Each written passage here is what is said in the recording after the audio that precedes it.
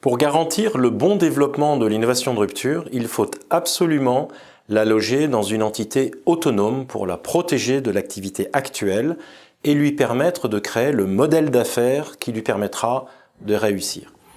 Il va sans dire que lorsqu'on parle de RPV propre, c'est-à-dire des ressources, processus et valeurs spécifiques, on entend également des modes de gestion adaptés. On peut généraliser ce résultat en notant que, de manière simplifiée, il existe 3 types d'activités ou horizons dans une entreprise si on les distingue selon leur maturité.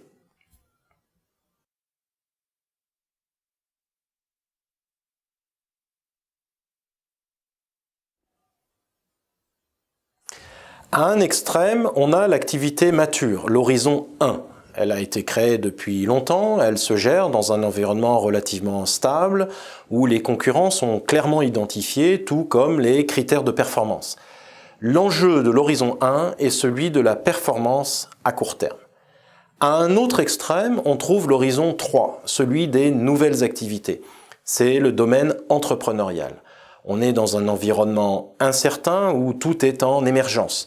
L'enjeu de l'horizon 3 est la mise au point d'un produit ou service, la création d'un marché et l'émergence d'un modèle d'affaires durable. Au milieu, on a l'horizon 2, celui des activités récentes en fort démarrage dont le modèle d'affaires vient d'être défini. L'idée est qu'une activité nouvelle démarre en horizon 3. Une fois son modèle d'affaires défini et stabilisé, elle passe en phase de croissance, donc en horizon 2, puis elle termine dans l'horizon 1, celui de la maturité.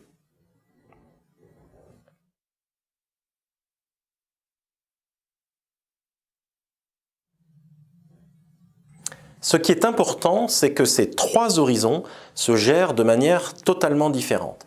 Dans l'horizon 1, l'activité mature, les critères de mesure sont principalement le chiffre d'affaires, le profit, la part de marché, le retour sur investissement. L'horizon 1 est géré par des experts fonctionnels, disciplinés, récompensés pour leur mise en œuvre sans faille de la stratégie. Le rôle de la direction générale se concentre sur le contrôle et la récompense. Dans l'horizon 2, la croissance, les critères de mesure sont principalement donc la croissance du chiffre d'affaires, l'acquisition de nouveaux clients. L'horizon 2 est géré par des managers autonomes, capables de décider vite, récompensés par leur capacité à résoudre les problèmes que pose une croissance rapide. Le rôle de la direction générale, ici, est de soutenir l'effort de croissance, notamment en apportant du cash. Dans l'horizon 3, l'activité émergente, les critères de mesure sont la réussite d'étapes spécifiques, la mise au point d'un prototype par exemple, la conversion de nouveaux clients ou de partenaires et l'engagement de nouvelles parties prenantes dans le projet.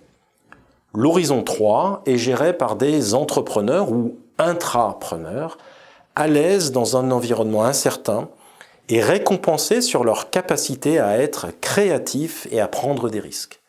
Le rôle de la direction générale est ici de protéger le projet, notamment contre l'activité existante, d'en suivre la mise en œuvre, de l'encourager mais aussi d'y mettre fin éventuellement.